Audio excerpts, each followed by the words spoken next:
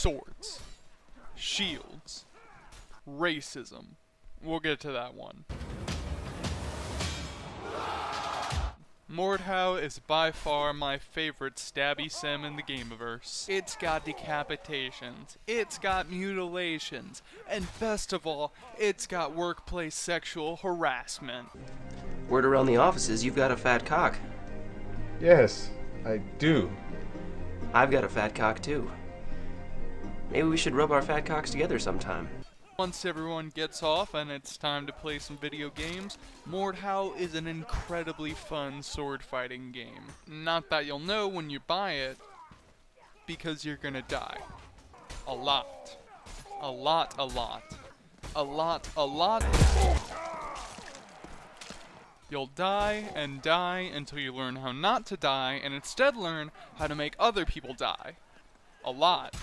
Overall, you're gonna be getting your dick whipped until you have about 10 hours of experience in the game. A few tips for newcomers to avoid prolonged penis pulverization is to play on dual servers to actually learn the mechanics instead of relying on someone to have their back turned like in some of the bigger game modes. Another good idea is to play the tutorial. Oh, and also learn the finer points of Play the fucking tutorial. Just do it. It'll save you a lot of time instead of waiting for somebody else to teach you. After you've been vetted into the cock-whopping society known as Mordhau, you're gonna start getting a few kills. And it's gonna feel godly. This is where the game truly starts to show its strength. The rivalries formed in dual servers, the satisfaction of killing a level 200 player, watching the chat reach Dead Sea levels of salt, and the simple joy of seeing someone's head get crunched into pizza roll stuffing. Absolutely nothing is better than the high from being the best at clicking and dragging in the server. Even though that's all you're essentially doing, Mordhau does an excellent job at making you feel like Zorro. Don't let your head get lodged too far up your ass though, because in reality your only marketable skill is scrolling up with the rapier.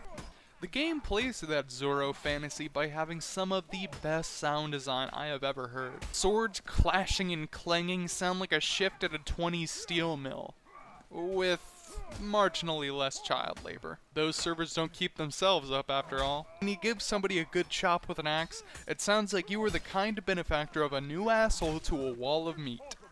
You can hear the scream of that guy as he envisions his children spending their life without a father. And rub salt in the wound by reminding him he won't have to worry about that. I wonder how your wife's doing. I've not seen her since, oh, I don't know, last night. The voice lines in this game are absolute gold. Nothing adds more sting to finishing off a prolonged duel than kindly reminding them where the dung-covered peasant convention is located. Or perhaps letting them know that they should switch careers. If all else fails, nothing's better than good old-fashioned maniacal laughing.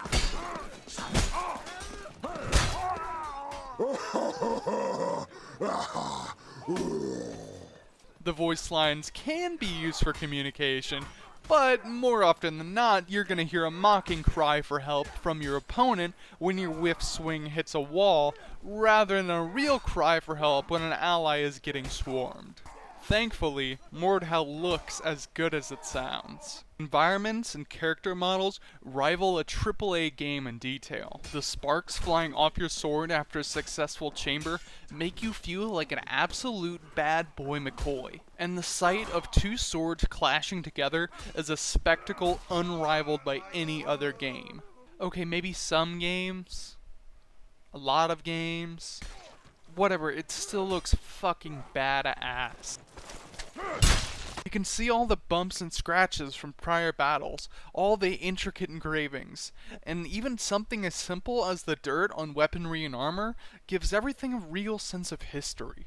All of the armor can be customized as well, from your big knight head to your little knight toes. You're never gonna see the same set of armor used twice, making Mordhau the most brutal dress-up game until Barbie Horse Adventure gets its Glue Factory DLC. Character customization goes much further than armor as well. You can create your own knight's face, body type, and voice. Ahoy! The dung-covered peasant convention is that way. possibilities are limitless.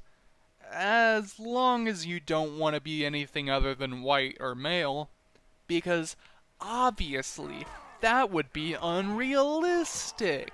Yeah, Mordhau has some issues. The game is fantastically fun, but the community could be a bit better. My friend with way too many hours in this game has plenty to say about that. Kindly refrain from blocking my blows with your face, sir. The world of Mordhau dual servers is a wild and untamed wasteland, particularly when you elect to place a trans flag prominently in your profile picture, not because you're actually trans, but because it pisses off chuds who react to 3 simple colors with pure and unbridled gamer rage. Most people tend to find a server with an active admin or 2, get cozy, and drop in at the end of a day of work. Mordhau's dual server communities are small enough that logging into your favorite server feels like settling into a worn stool at the local hole-in-the-wall bar near your house. Unfortunately, just like bars, you also get the weird motherfuckers coming in. The video game equivalent of the guy who slams down 3 shots of liquor that looks like it's evaporating by the second before grabbing your shoulder and pulling you close to talk about the goddamn liberals. My favorite bar was invaded one day by a pair of 4 of these such ideological geniuses. I challenged one to a duel, and he lost. Upon seeing the beautiful piece of art I have for my profile picture, he took offense. I suddenly found myself being surrounded by 4 dudes screaming tranny in chat, gangbanging me like they're living out the low quality interracial porn they're too ashamed to admit they watch. After refusing to accept the fact that they couldn't beat me fairly, they embraced the truest of Republican values and lied to the general populace to manipulate democracy into having me vote kicked from the server. Suck my fat girl cock, assholes. I'm friends with the server owner. A quick banning of 4 people who I will not name, and the problem was eliminated. Remember this, kids. The ban hammer doesn't give a shit about your First Amendment rights.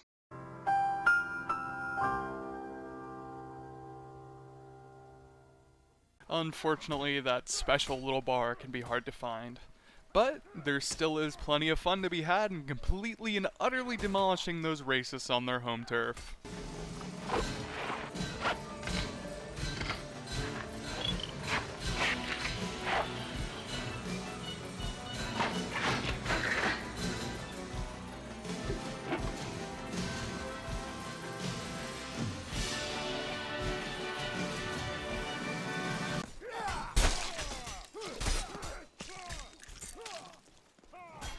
They're a lot better at the game than I am.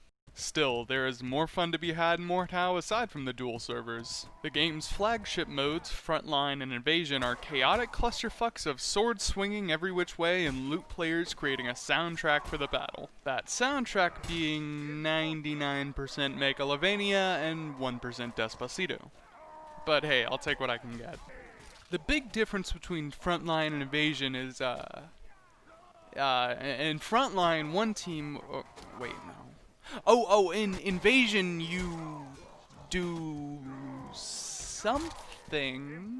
Look, both of them are big Battlefield-esque battles between 48 and 80 players, so yeah, it's chaotic. The basic strategy for Frontline and Invasion is to stick with your teammates and don't get caught alone. Because if you do, you're gonna get absolutely dick demolished. There are 2 main ways to play Frontline. Either you play Big Team Slayer with our swords, or you be one of the 5 lucky people to actually play the objective. And there's a simple personality test to determine which of the categories you'll most likely fall into. Question 1. Do you see yourself as a team player? Question 2. Do you often feel underappreciated at school or work? Question 3. Do you like eating glass? If you answered yes to any of these questions, you're on the fast track to playing the objective while everyone else has fun.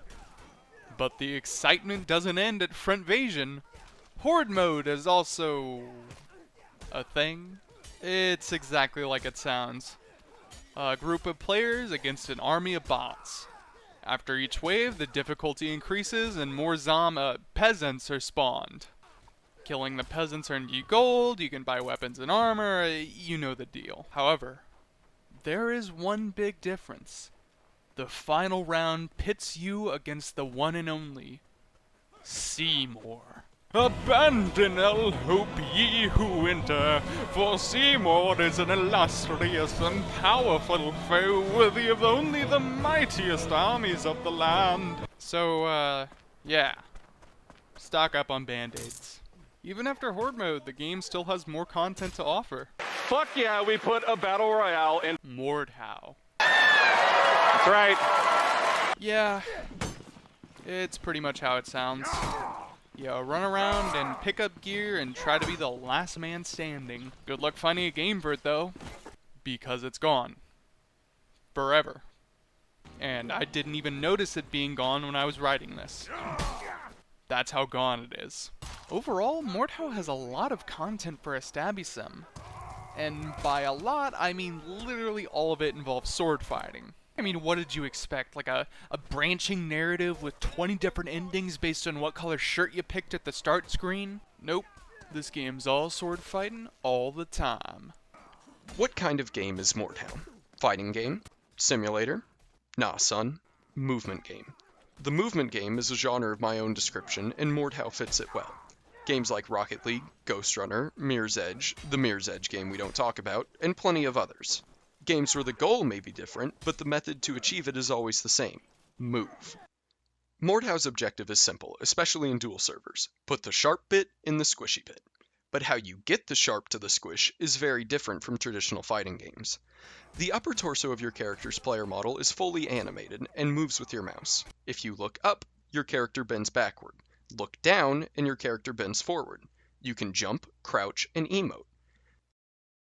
Perks further augment your ability to move. Dodge allows you to side and back strafe, and Acrobat reduces the stamina penalty for jumping. The way you attack is also firmly based in movement. To control how your weapon swings or stabs, you flick your mouse in the appropriate direction before attacking, and doing so ever so slightly telegraphs your attacks. Of course, there's the whole keybind-based attacks, but only chivalry vets with RGB MMO gamer mice play with that. The combat dynamic of Mordhau becomes obvious once you've played for a few hours. Maneuver your opponent. Jump kick to disorient opponent's camera. Side strafe to get out of player view. Attack opening, leave salty corpse. The base mechanics of Mordhau actively encourage the movement playstyle. Missed swings cost large amounts of stamina for the attacker, whereas blocking an attack costs only the defender's stamina. Dodge enough of your opponent's attacks and they'll be gasping for air trying to backpedal away. If they block your attack, they're disarmed. The only way to survive being on 0 stamina is to, you guessed it, dodge. Oh yeah, and there's mods. Some good ones too. And by some good ones, I mean one good one. The Star Wars mod.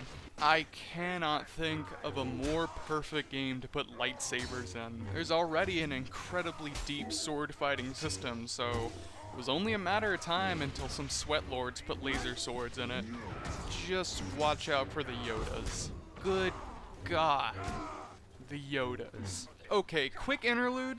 I swear to fucking baby Jesus, our Lord and Savior, if you play Yoda on the Star Wars mod, I'm gonna find where you live, paint you green, scramble your brain so you talk like the little bastard, and rip out your shin so you can play as him in real life too. Asshole. Mordhau is a really, really great game. At the price of $30, it's well worth the purchase for hundreds of hours of sword fighting fun. Like, think of all the money you spend on fast food in a month. Now stop doing that. Spend your money on Mordhau. I fucking love it. You will too.